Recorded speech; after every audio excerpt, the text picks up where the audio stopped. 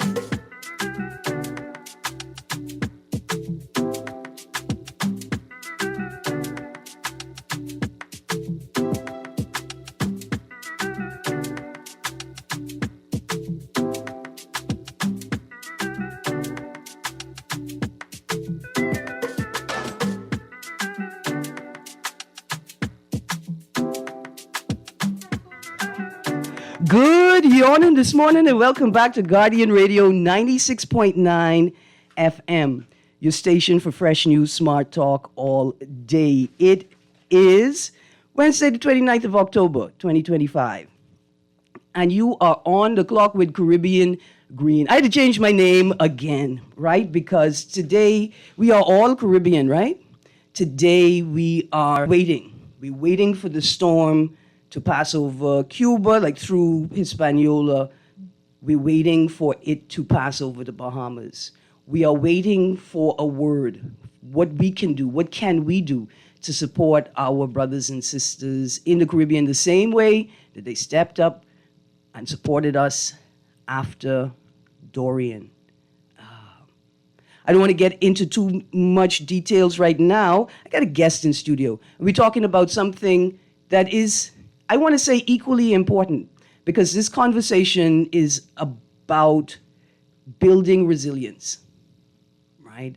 Individually, collectively, at the national level. I have a guest in studio today, and we're going to talk about some exciting opportunities for young people in the country and exciting opportunities for entrepreneurs, for creatives, and for thinkers, right? I'm thinking about the Deep Science Venture PhD program that our very Campbell is a part of. It's an important discussion, but before we get there, remember I am running a t-shirt and magazine recycling program right now. A number of organizations will receive the t-shirts and the magazines for projects. I already have a couple of donors. I want to say thank you very, very much for your support. Also, the Loyalist Charles Farquharson Will Competition 2025, open to junior and high school students across the archipelago. To win the prize, 2 answers. The government recording record for Loyalist Charles Farquharson's will, and the recorded date of Loyalist Charles Farquharson's death. 4 students will be selected, 4 winners. 1 from New Providence District, 1 from Grand Bahama District, 1 from San Salvador, and then 1 from the rest of the Family Islands. Now, I know the Family Islands are literally in turmoil this morning. People are trying to figure out what they're supposed to do next. I'm particularly thinking of Warner. While we've seen headlines indicating that people in Inagua, people in, I think, Long Key, Crooked Island are being evacuated, and I think people in Acklands are being evacuated. The people in Mayaguana are still wondering what is supposed to happen. Yesterday I saw, I want to say, an unconfirmed report, because it wasn't in the traditional media, a person indicating that they were at the Mayaguana airport where one plane for 50 people, the capacity for 50 people was sent for an island with roughly 150 people expecting to be evacuated, right? The people in Mayaguana are asking for clarity,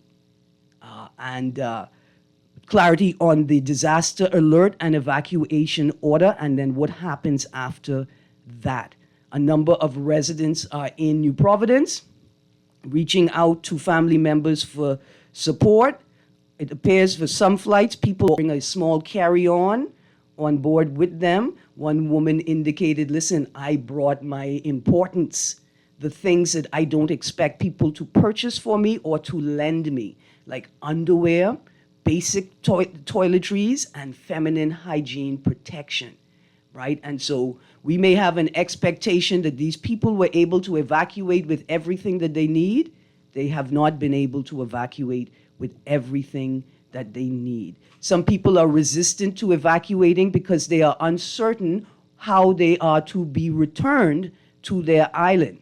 The question remains, if it is a mandatory evacuation, is the state responsible for their return flight or their return journey, whether by boat or by plane, to their resident island?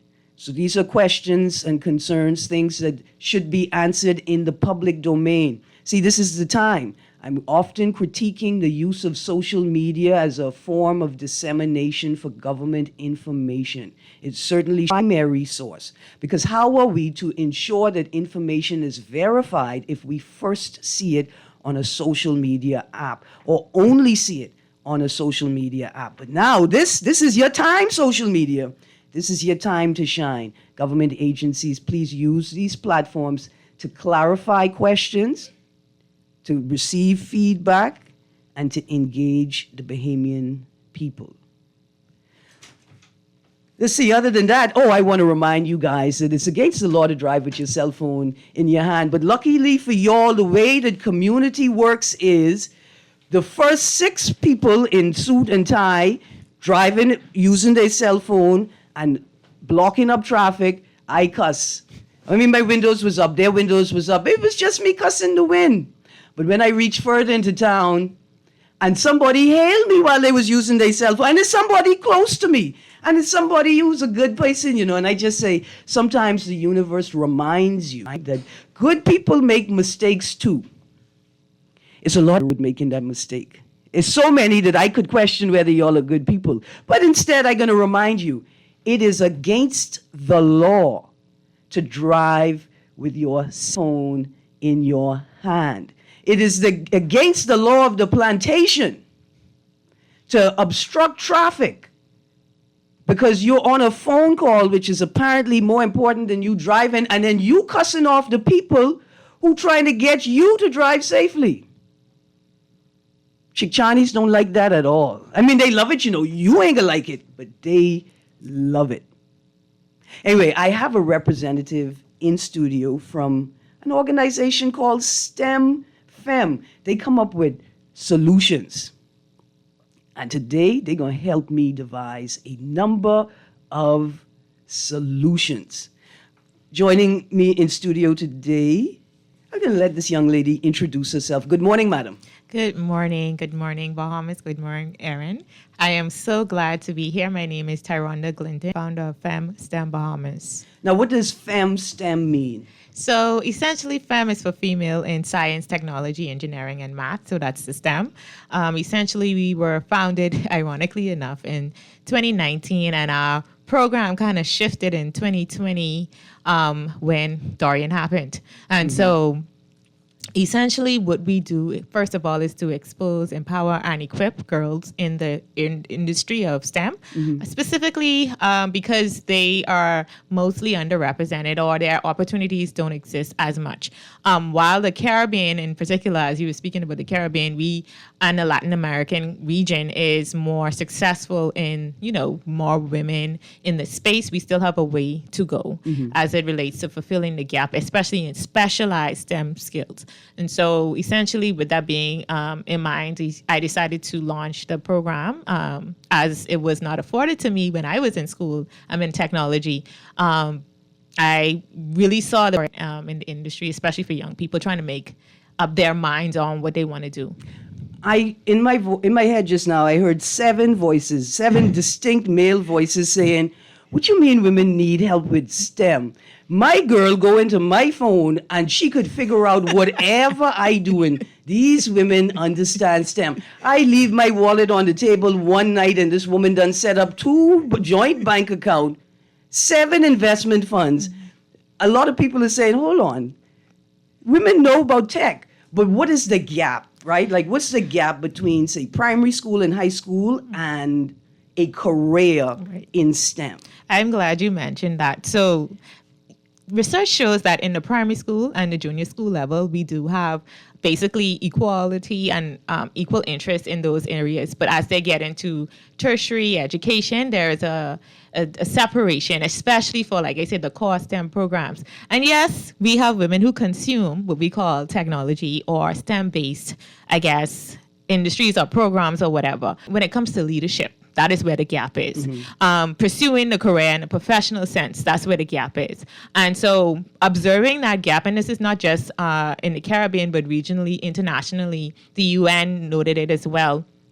We realized, at least for me, I realized that the gap needs to be fulfilled. I also have a sister who studied biochem, and for her, she really had challenges trying to streamline what her career option would be because biochem is such a broad area. And so even trying to understand the specializations that exist, knowing of it, even knowing that it exists or something exists for her, I saw that as a gap, a challenge there. So that's, again, why we decided to formalize this program. I getting ready to run a campaign. UB don't know it yet because I plan on running through UB, right?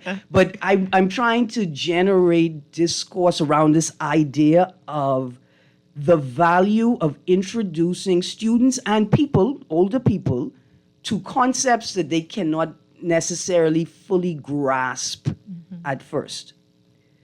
The way that people develop differently, young people, boys versus girls, and for some people, they develop the skills to understand a concept sort of after they have been introduced to the concept. But if they never heard the concept at all, they may not have developed those skills to understand it. Correct. Right? And I think this is a space in which we discount the value of exposing young people to things that they don't necessarily have all the tools to handle. We do it all the time. We give kids these devices as if they understand the full complexity of the device. And then within a year or two, our children are actually the tech experts in our home. That is true. And so I for that, a text says, do you listen to the news, Erin? They said that all evacuees will be returned when all is... Dear texter, I hope you don't think that that's an acceptable policy statement, okay? That's not an acceptable policy statement. People have lives that need to be lived. You know what? Let me make it even simpler than that. They have bank accounts and financial obligations that care not for hurricanes and acts of God, right? People need certainty in their lives. They'll be returned when all is well, is not an appropriate statement from a policymaker. So I'm hoping that you would just, like improvise and use just interpreting on their behalf. But thank you very much for your concern about my ability to listen to the news. Good morning, Erin. Why was Long Island ignored? This island was named by the Met Office from day one. We need an official explanation now. Thank you. That's not unreasonable. That's not unreasonable. So here's what you got to do. You have to get your MP to be present. He can't just send a representative.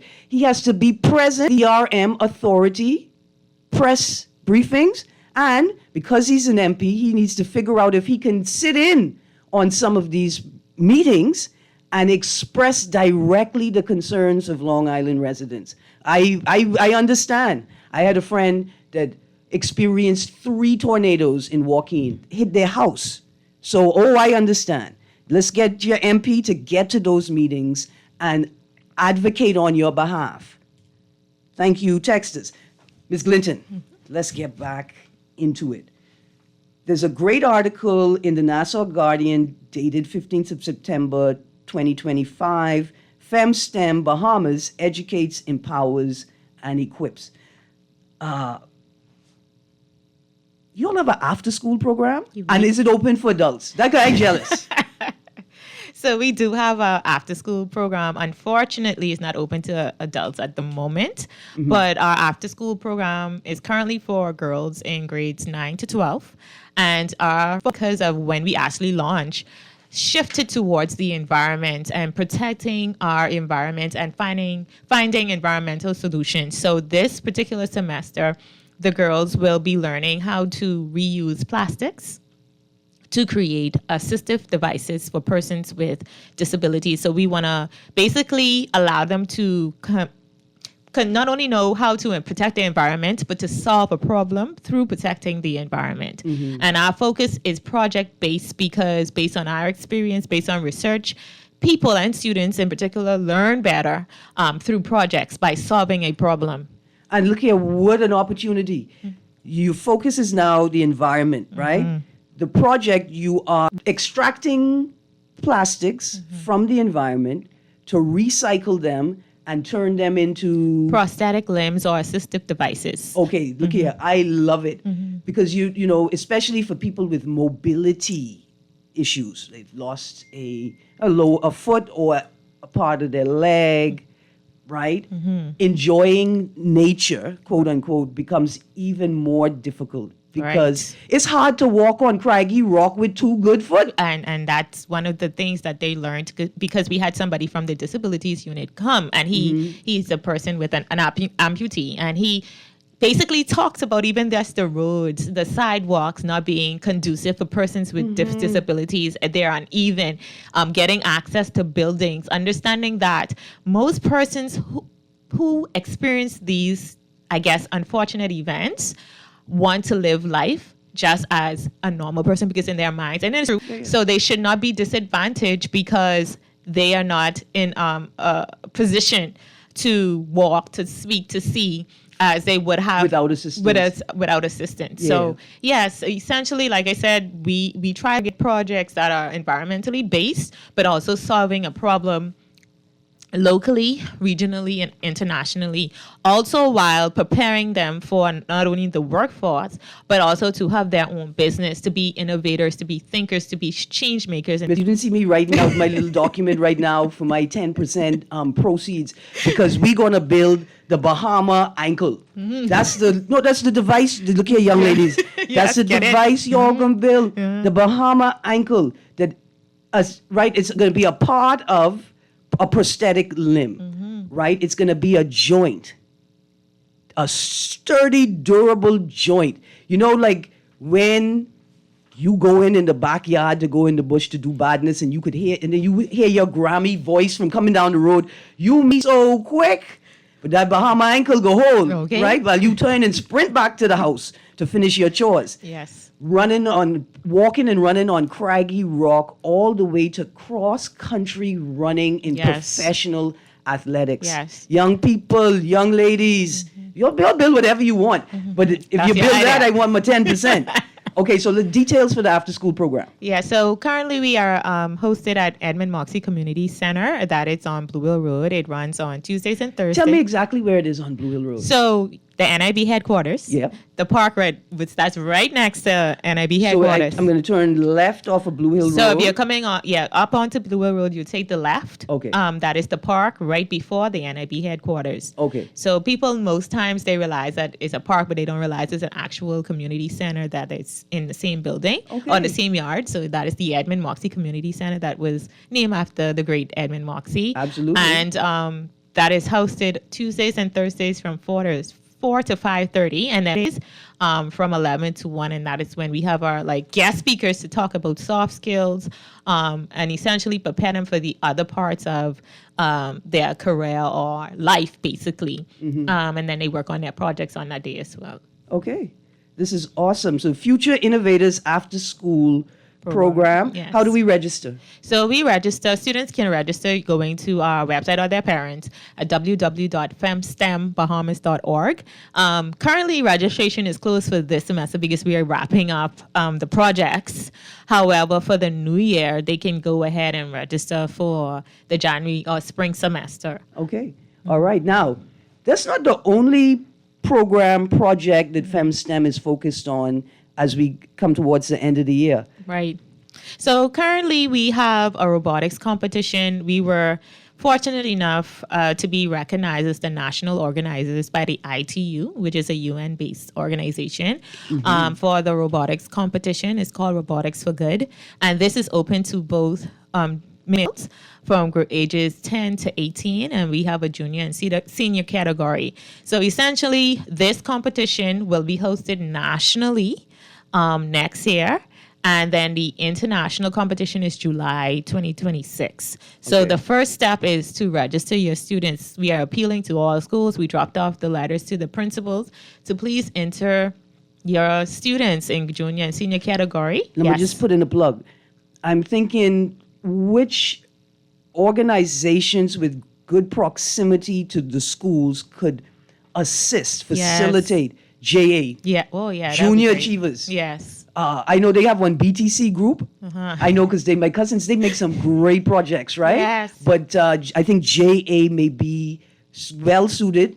The sororities and fraternities, but in particular the sororities, with the support of the fraternities, they always step up when the women call, can help identify groups and facilitate the schools getting the groups to the That would be actually very much so excellent, because with our organization, we are a small organization. I am primarily the organizer for everything. And so to be granted not only this opportunity, but to share the opportunity with the nation, for me, is important.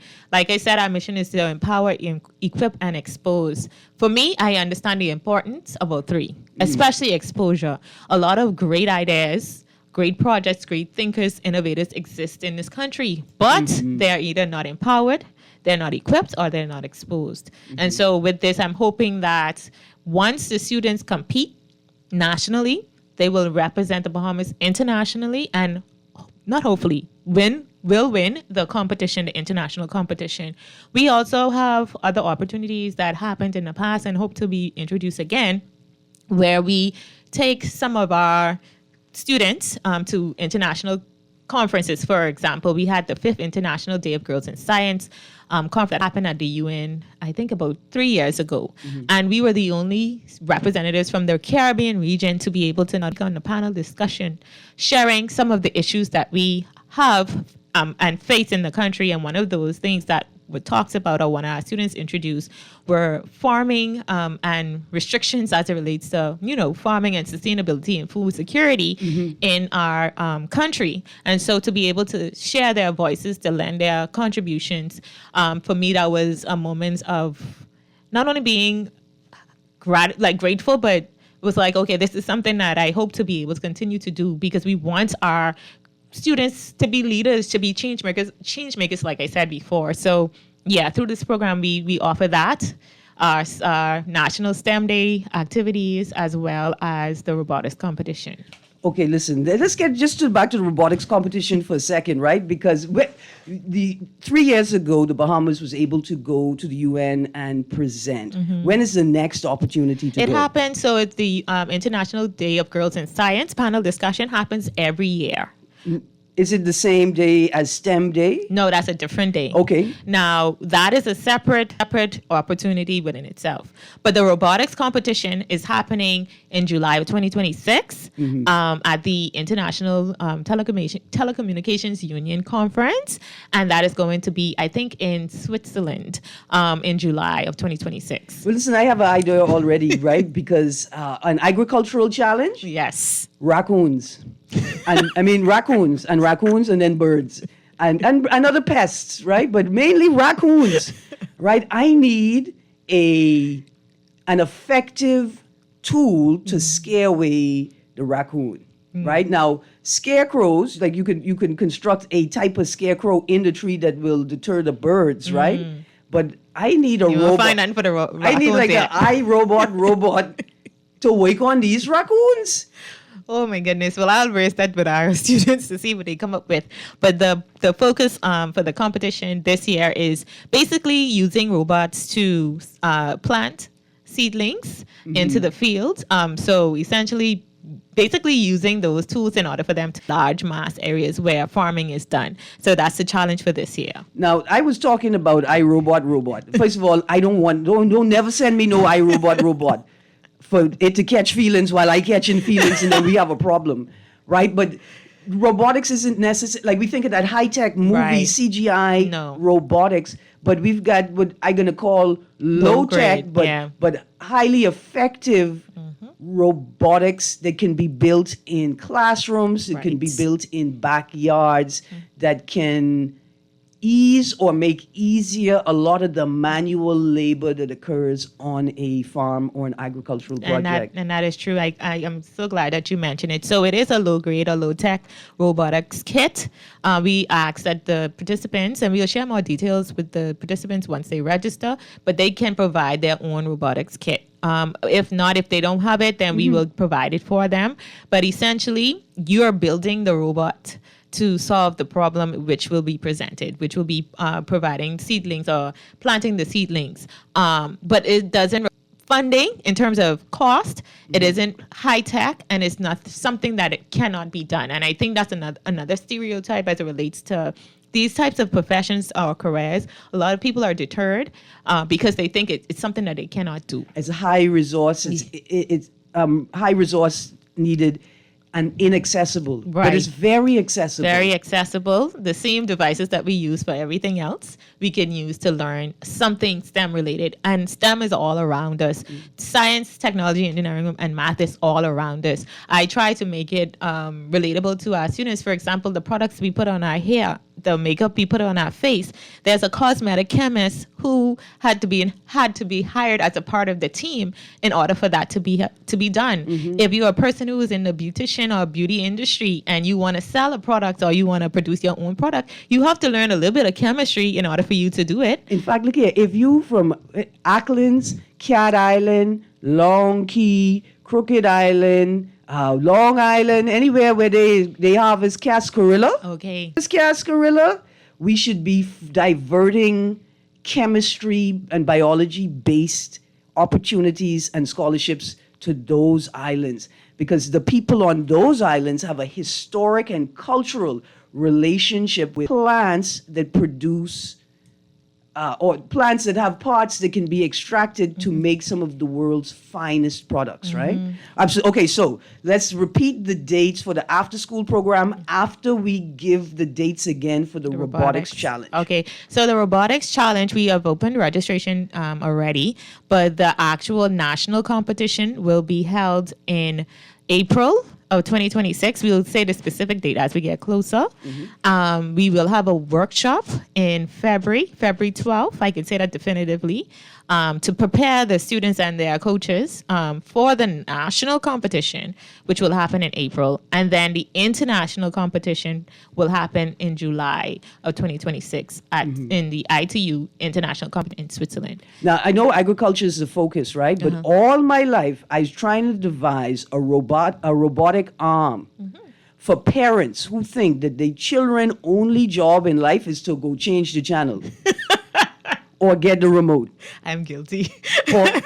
Or sometimes you always torture the children and say, hey, and then they come and they say, go, the kitchen you just walked past to come here, go back there and get me something. I need a robotic arm, like an Inspector Gadget arm. See, because from way back then, Inspector Gadget had the answer. Yeah, he did. I Sure, just he did. didn't have the resources or the language to bring my idea to fruition. But thanks to FemSTEM Bahamas, our young people have access to the language, the resources, and the opportunities, right, to navigate a rapidly changing Bahamas and a rapidly changing world. Give them contact information for FemSTEM Bahamas and your social media presence, please. Sure. So our organization cell phone is 467-5712. So that's 465. Our email is info at femstembahamas.org. Our website is www.femstembahamas.org. And our social media handles is FemSTEM Bahamas. So on Instagram, Facebook, and TikTok, it's FemSTEM Bahamas. This is awesome. We have to go to a break. Producer, take us to a break. I just had an idea. You got to confuse the enemy. I need robotic roaches. Oh, no. I need some robotic roaches, please. Some robotic roaches, some robotic centipede and millipede gosh. and thing. No robotic mosquitoes. No. No, we don't want to start a war in the insect kingdom. But I could do a thing with some robotic roaches. Mass warfare. What I say, we have to catch the young people where they are. Like, young people, did you know that you could become a chemist and design a spray to eradicate poop odors out of the air? Did you know that you could do that? These children, they still on what they call it, half term? You all still on half term? Midterm break? Do you have the idea? If it came into your head, explore it. I agree. Now, with guidance of a sensible adult, don't go ask your uncle who's be in the back of the yard doing foolishness. You could tell him the idea, but don't ask him for guidance. But sometimes everything you need is right around you. The problem that needs to be solved, the resources required to solve them, and the ideas, they're right around you. Okay, so FemSTEM, Future Innovators After School After School Program, and the Robotics for Good Youth Challenge. Yes. The future is looking bright. Producer, I'm going to tell you, play some Eddie Minnis because I need to find out what Grammy was flying on. We think all the tech is high tech, but the Wright brothers, if they could fly, then I sure Grammy was flying on her own flying machine, not just a broomstick. Producer, take us to the break, and when we get back from the break, we are going to touch on some of these headlines and find some problems that need solutions. Stay tuned to Guardian Radio 96.9 FM. You're on the clock with Caribbean Greene as we remember our brothers and sisters enduring Hurricane Melissa.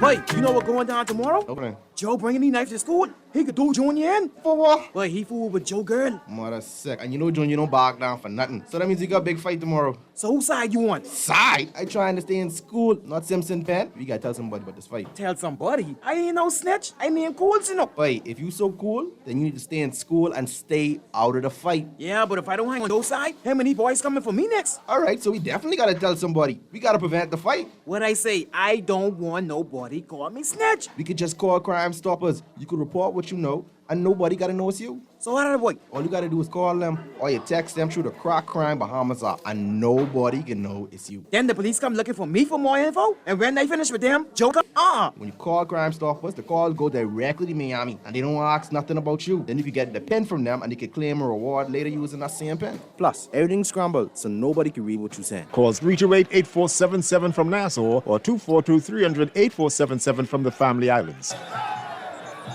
With Christ Church Cathedral, Nassau starts here. This November 1st, George Street is coming alive at the cathedral that made Nassau a city.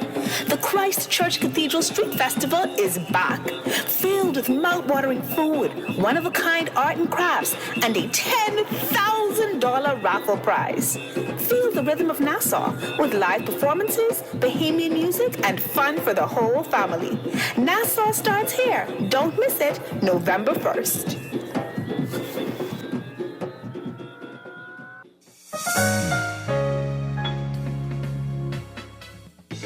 Don't wait for a storm to arrive. Stock up on hurricane supplies, make home repairs. Purchase the Gents Hurricane Season with a Fidelity personal loan. Make that move today. Call 356-7764. Fidelity, we're good for you.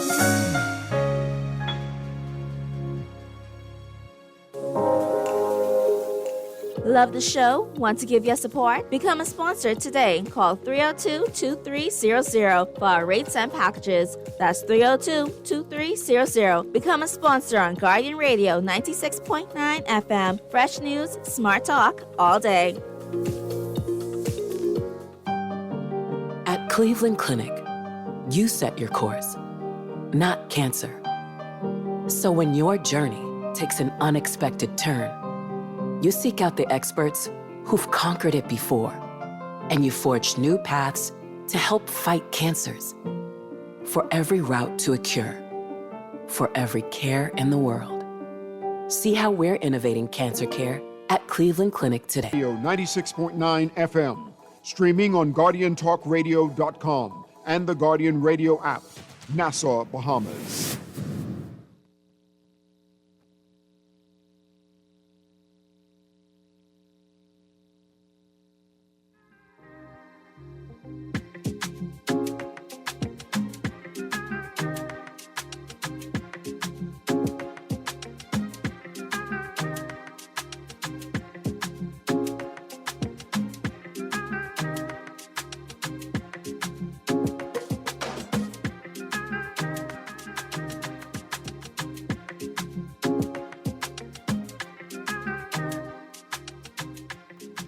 Good yawning this morning. Welcome back to Guardian Radio 96.9 FM. You're on the clock.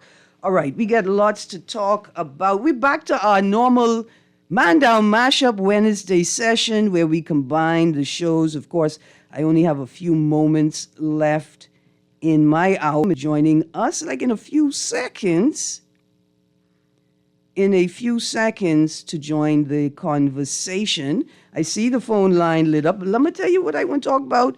Producer, you could prep the caller. Vendors Association President, events at Arawak need crowd control guidelines. I imagine this conversation is sparked by another conversation I had prepped for this week. I wanted to ask us if we remember that there are cameras everywhere. I wasn't sure whether we remembered or not. The headline, Deadly Attack Caught on Video, Nassau Tribune.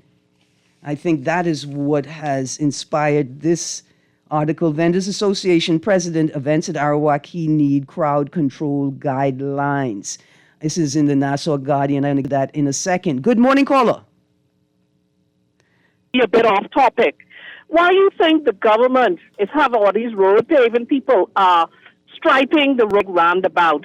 It is chaos, pure chaos out here. You don't want to see the traffic. They don't have a traffic management team? They have that. This is so early in the morning, and a lot of people use that area. Mm-hmm. It looks like the first day of school out there. Yeah. Why couldn't that be done in the evening, like after rush hour? 6:30, 7 o'clock. No, not that time. You do it between 2 a.m. and 4 a.m. in the morning.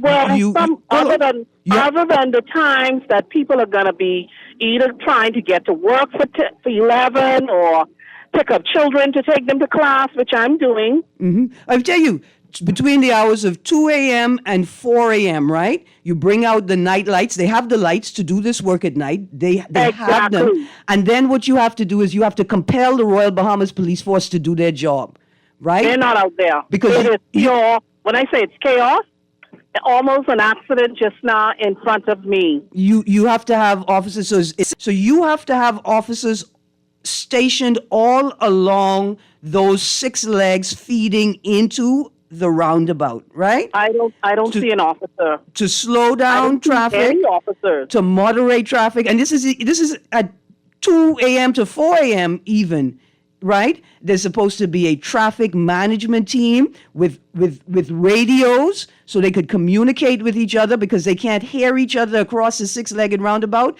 Like there's protocols for this. I agree with you. That's madness because it is pure chaos. Erin, I'm not kidding you. It is pure chaos. I was coming up Thompson Boulevard, and I was wondering why the traffic was back up from the police college straight to the 6-legged roundabout. Wow. Until I got there and see that the people are striping the road. Yeah. And then, are you serious? And then they can tell us, you must be patient. You want things to get done. You must no. We have no more patience for the incompetence. I'm serious. Any action, any activity that obstructs the road requires a management team. There's no traffic management out there, Erin. It is complete chaos. It is madness. I had to call in. Thank you very much. Hopefully, officers in the area will attend for the purpose of ensuring clarity and coherence on the roadways. See, that's what I tell y'all. Traffic driving, that's like communication, right? If there's no clarity, if there's no coherence, there's just chaos. All right, I got a text here that says, Erin, Mike Yal, sitting MP, said he couldn't do nothing to help his people, but he will He is willing to help his successor after the next election. Should he resign for non-performance? Is the Bahamas a real place? Listen, if I didn't have half my family from Acklands, I would tell you I'm not even sure if the Michael exists. I know Mayagwan is made up. Mayagwan is made up. That's where the Fountain of Youth is. It's all a lie. It's all a lie. Let's get back to this article. Vendors Association President, events at Arawaki need crowd control guidelines. And once again, have we made it a job to say things that are implied that shouldn't have to be said? Let's read from the article. There needs to be crowd control stipulations and crowd management guidelines for events at Arawaki to avoid future mass brawls that can disrupt the businesses at the fish fry, according to Ronald Russell, president of the Arawaki Conch Fish, Vegetable, and Food Vendors Association. That is so cute. That is so cute. There should be guidelines to avoid disruptions for businesses at Arawaki. You mean the businesses that are not supposed to be permanent? That's what you mean? See, that's what happens when y'all just do whatever you want for many years, and then you want to turn around and come to the authorities for support so that your business could. How about y'all just enforce the basic stuff like no parking on the grass, no parking on the sidewalk, no booths and vendors set up on the sidewalk, no illegal structures on the land. How about that? How about you enforce turn signals? I was so hurt. I was so hurt when the young lady, you know what? Let me tell you why I was hurt. I was hurt because obviously the Vendors Association and the people responsible, the authority responsible in not doing their job. She so articulately complained about the large vehicles traversing through Arawaki, disrupting their business, as if she didn't know that's the road to the port. And it's the vendors that are not supposed to be there. It's the vendors that must accommodate the port, not the port accommodating y'all. So when the Vendor Association president said, we tried to talk to the people building the 2-story and 3-story structures, we were able to pass off the notice to one of them, but not to the other. What you mean? What you mean you didn't pick up every brick as they offloaded it onto the sand and throw it in the ocean? Talking about they unauthorized building on the sand on Arawaki. Let me read that sentence again. There needs to be crowd control stipulations and crowd management guidelines for events at Arawaki to avoid future mass brawls that can disrupt the businesses at the fish fry, according to Ronald Russell, president of the Arawaki Vegetable and Food Vendors Association. Why y'all even call it a Conch Fish, Vegetable, and Food Vendors Association? Y'all have vegetable stalls out there? What y'all? Russell told Guardian Business on Monday that a brawl occurring last weekend that ended with the shooting death of a young male is unfortunate, and the vendors sympathize with anyone that loses their life as a result of violence. Quote, there should be some sort of security system where they come in and check to see. You mean like the police station? Do you mean like the police? My producer gone right in the moment when I need some gospel music to remind me whose I am and who I am. Quote, there should be some sort of security system where they come in and check to see or to tell you how many people any particular area could hold.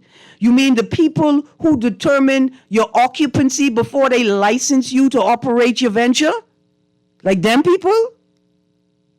And the police who were supposed to inspect your site before you could get a business license or a temporary vendor's permit? Them said there? The quote continues, therefore, when you have an event, someone is at the door saying that our license for this event only covers 80 or 90 persons. You're supposed to have a placard visible on the outside. So when you tell me I can't come in yet. You could just point to the placard that says, yeah, the occupancy is only 25 people because this is just a booth on Arawaki. This ain't no actual business. And I know you think I'm being harsh about it isn't an actual business. Yes, I know. Regularly, y'all make more money than I could imagine making in a year. I get it. But you cannot be a real business if these are things you're saying. The quote continues. So, quote, so when you have that kind of security in place, you tend to be able to control your crowd, control the event, and control persons coming into your establishment. Who is licensing people to have nightclubs and events out there? These are supposed to be restaurants. The quote continues, your security personnel who secure the outside should be able to determine who will be allowed to come into your establishment or at your event, close quotes. Russell added, quote, this brawl did not start at the fish fry, but from a separate event that was being held at the wider Arawaki.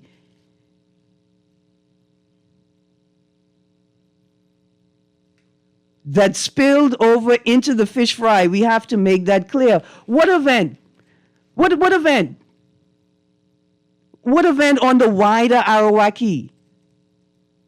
You mean Long Wharf? That's separate from Arawaki? That stretches to the east, to Margaritaville? That's what you're talking about? I'm going to continue. Producer, prep the caller for me. Russell added, caller, you'll get 30 seconds. Good morning, caller. Hey, morning. People need to learn to behave in public. That's what they need to do. What about that? Okay, yeah, that's good too. Where are the police? You know they have a police station right there, right? You know they don't do their job. I didn't say that. But you know how easy it is to pick up a radio and say, back up, back up, back up, back up. That's the part I don't understand. We all got that training from the movie. Back up, back up, back up, back up. Anyway, thank you very much, caller. You're not wrong. You're not wrong at all. We need to learn how to govern ourselves and moderate our own behavior. Here's a text. The situation at Arawaki has been a powder keg, just waiting to explode. There is no law and order out there. Everyone is doing as they please. Stall vendors are allowed to build massive structures on Crown land and then lease them out to people.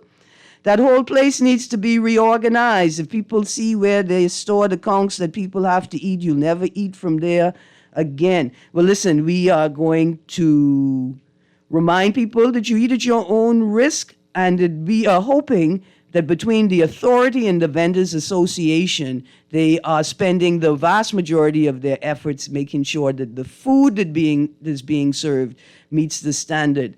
Texter said, are you serious? Tell me which part, Texter. Tell me which part, because I'm not sure what you asking me. Producer, prep the caller. Caller, you get 30 seconds. Russell, okay, good morning, caller. Yeah, good day, miss. Good day. That just go to show you how lousy our police force is. You have a whole police station there, and they ain't do nothing but harass people instead of going out there and stopping these things. Their police force is lousy. Thank you very much. Yes, sir. You know, just as a vendor that rarely vends anymore because vending spaces are poorly organized and policed, just as a vendor, it irks. I love getting old. It irked my spirit. I love getting old to see the chaos unfolding in these spaces. I just gonna quickly read the rest of this article. Producers, start playing the music when it's my time. Russell added, quote, this brawl did not start at Fish Fry, but from a separate event that was being held at the wider Arawaki that spilled over into the Fish Fry. We have to make that clear, close quotes. A brutal scene circulated via social media on Saturday showing a man being beaten by more than a dozen men before being shot to death at Arawaki. The video also showed a man lying on the ground dying from his injuries. A close-up of the man's face showed severe bleeding. Also, during that melee, it was reported that one man was hit with an object, another was stabbed, and a third victim was shot.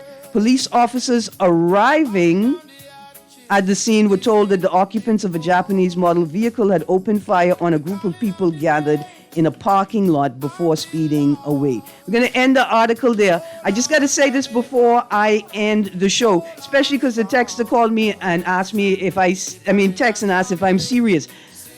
Yeah, I'm serious. And I'm going to say this seriously. We know that the police are under-resourced.